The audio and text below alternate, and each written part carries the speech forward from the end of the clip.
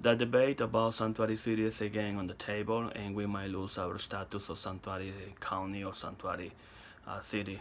Um, so what happened is that somebody who had a lot of misdemeanors, he went into a house, tried to rob this house. A lady was there, and he killed the lady. And this sad case or sad scenario, but an isolated one, trigger a debate about sanctuary policy again. So Sam Ricardo, Mayor San Jose Sam Ricardo, he ran to the media and he said the county should revise a sanctuary status. If he does that when he's a mayor, what he's gonna do if he go to the Congress? Is he gonna take us California to lose all our effort to move forward on protecting immigrants? Well, but Chief Eddie Garcia also joined the San Ricardo voice or message, and this debate made it to the county again, and it will be on the board on the debate for April 9th. I think it's April 9th. 9 to the end they will start, and we might lose, like I say, our sanctuary status. So I'm gonna talk about a little bit sanctuary cities, uh, because I hear people saying why we are protecting criminals. As a matter of fact, under the sanctuary status, criminals are not being protected. It was created to protect working family, working people, uh, because ICE, in collaboration with the police department, the county police department, they were abusing about the system, so they were deporting a lot of innocent people. It takes only one phone call to call somebody to deport them. And we know now with Donald Trump, because we went from being afraid of ISIS and Al Qaeda to being afraid of immigrants, and we know now because we have some racist people who are in the police department, right? Chief De Garcia said, "Do not say that all police officers are racist, but saying that we need to change our our sanctuary status, it is like believing that all undocumented people are criminals, because, like I said, one isolated case. Sad, but it is isolated. So, as a matter of fact, under Sanctuary City, ICE, they can go with the judge, they can work a little bit more. So they have to do their work. ICE has to do the work. They have to get a warrant and then go to the jail and say, hey, we know that you have this guy in here or this lady in here. We want to know when is this guy or this person coming out. We have an order from the judge. So all the information is provided to them. But if they cannot get this warrant, it's because the person is not a tough criminal. The person probably committed misdemeanor. So this is, some of the disadvantage the Latinos have in the criminal justice system is that they don't have the money to pay for a bail bond.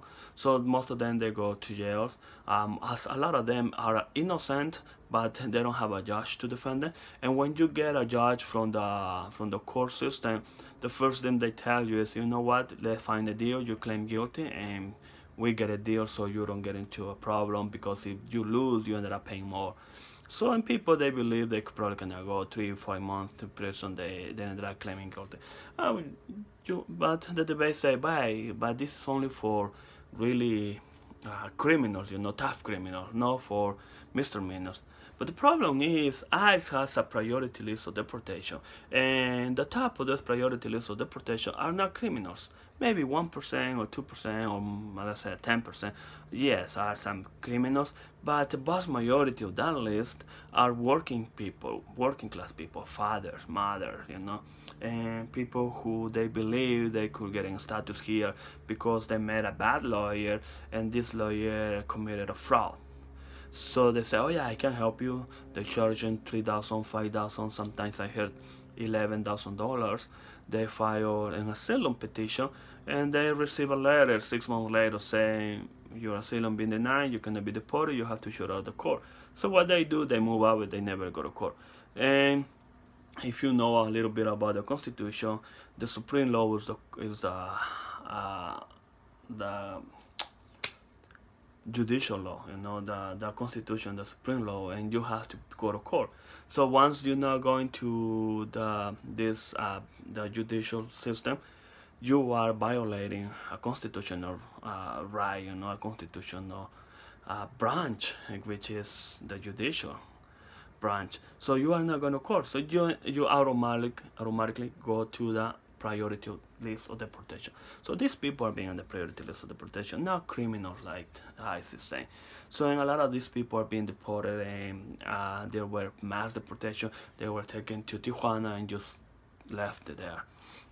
And they will come back eventually, but some of them, they will probably go through a hard problem over there. Even though, like I said, most of them were not criminals, or they were innocent. They didn't have the money, or they committed a crime, but it was a minor crime. Right? So, but also saying, we need to change our sanctuary policy, because one case is like stereotyping the whole community, the whole undocumented immigrants, saying they most of the immigrants are criminal. It is like sharing Donald Trump's message that immigrants are criminal, and it is like empowering people, empowering Trump supporters, that we are, yes, see, Trump is right, undocumented people are criminal. And the same data, ICE data, says the immigrants as a whole, they commit far more less crimes than people born here in the United States, than U.S. citizens, right?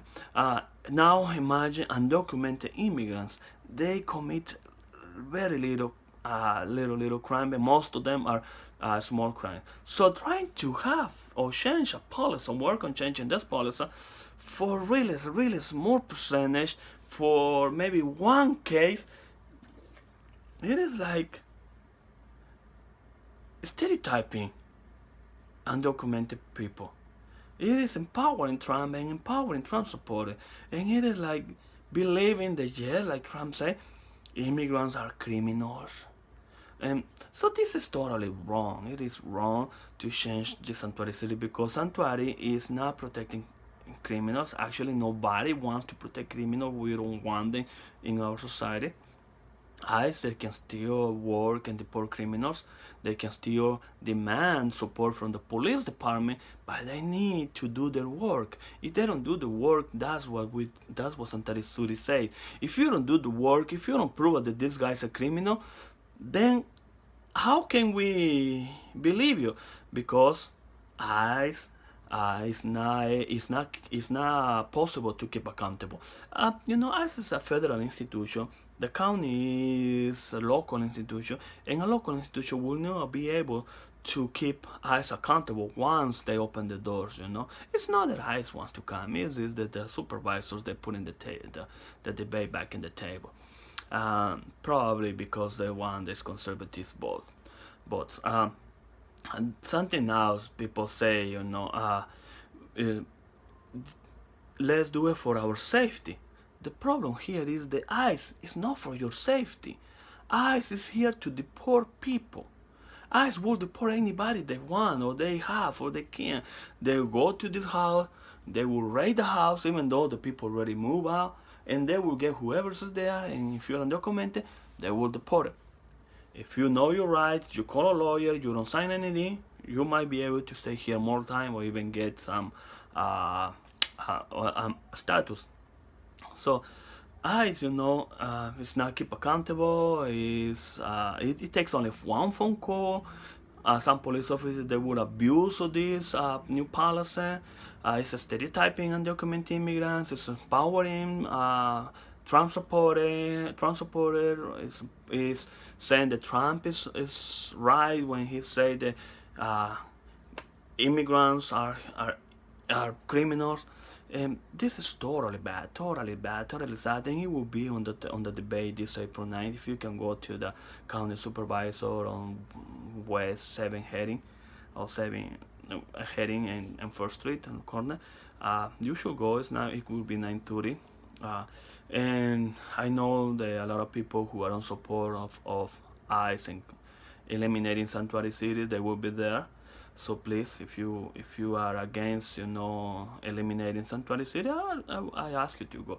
Also, what it is creating is, I mean, I've been working for over 5 6 years trying to have, and we were inviting with Chief Esquivel, Larry Esquivel. We were bringing the police department to Eastside San Jose. We were inviting people, having food. We were asking people to cook, bring food. We were trying to build this relationship between police and the community, because we know that we have now we getting more staff, but because of Sam Ricardo cutting the Measure B 2012, I think 2010, passing Measure B, and cutting the police officer pension, we lost a lot of police officers. So we were trying to build this relationship. And people, they were afraid of police department. They were really really concerned of, getting close to police department, talking to the police officer, because on the past they would ask somebody for the papers, and if you didn't have paper, they would call ICE. So they remember that police and ICE, what they were doing is they would go to the schools and they would follow the kids up all the way to their houses, and then they would grab or catch or arrest their parents and deport them. So it was creating a trauma in kids, and they were, I mean, once you open the door to it, you won't be able to keep them accountable. So people remember that. And now that they hear this message, that ICE gonna be able to work with the police department, even though it's not gonna be the San Jose Police Department, but they hear this message, and then they get freaked out again. So when they see somebody or a house being robbed, or a house, or somebody getting in problem, they might not call police. They might be afraid to call police. This relationship that we were working to build with the police department is gonna break. It's gonna break. And I heard in the last meeting I went, people were really really concerned. People were really concerned, and we worked on 2015 trying to maintain the sanctuary policies, because these sanctuary policies, or without sanctuary policy, what happened is if somebody they call ICE, right? They say, we have this guy, this. Okay, so ICE will look on the documents, say this person, this and that and that. They don't have documents. So once they get released, hold them. So they will get released, and the police department, they say, okay, you stay here. They call ICE. They say, okay, he's released. I will take 2-3 days, or sometimes 1 week, and it was costing us taxpayer $165 a day. It costs like $65,000 a year per person, right, to be kept in jail for every day. So it's costing us a lot of money. And those people, they were not criminals. They were, as a matter of fact, the top priority deportation list, who were victims of a bad lawyer. And so people are getting this wrong, right? They say, oh no, it's for our safety. ICE is not here for your safety. Us work is to deport people, and they have to meet the quota. That's it. But if they want to deport people, they want to deport criminals, yeah, they have to work harder. They have to do more research, and they have to go with the judge. So now, and even if they have a judge warrant, the police department, they can go and give backup to ICE if they want to arrest somebody in their house and anywhere. They say this either somebody who's really criminal lead. Police is forced to send the police department is forced to send police officers to protect ICE, to arrest this guy. So it's not that we are protecting criminal. No, nobody's protecting criminal under this policy. As a matter of fact, we are protecting working class people. We are protecting fathers, mothers. We are protecting your neighbor, your friend, somebody who is working here, but they haven't committed any crime. That's the problem, because a local institution will never be able to keep accountable a federal institution. And I hope our county supervisors, I hope they don't make a mistake. I hope they do the right thing, and they decide to keep our sanctuary policies like it is. Well, that's it. This is happening right now, and it will be on the debate, and they will vote pretty soon. on the county.